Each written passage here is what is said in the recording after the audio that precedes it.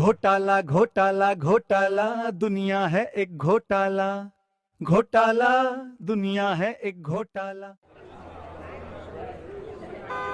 गाड़ी रोको रोको। अरे अरे, बेशर्मों की तरह कहाँ घुसे चले आ रहे हो?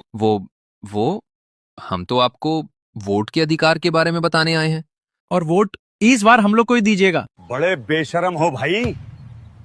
तुम दोनों किस मुंह से वोट मांग रहे हो? भूल गए हो तो याद दिला दूं। कांग्रेस की सरकार में भागलपुर में सबसे बड़ा दंगा हुआ था।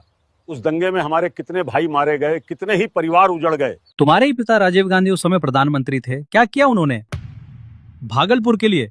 कुछ नहीं, बस अपना पल्ला झाड़ लिया। वो तो नीतीश जी थे जिन्होंने हमें इंसाफ दिलाया, वरना कांग्रेस और राजद सरकार में राहत की कोई उम्मीद नहीं थी। लगता है भाई यहाँ भी हमारी दाल नहीं गलेगी। बिहार की जनता झांसे में नहीं आ रही है।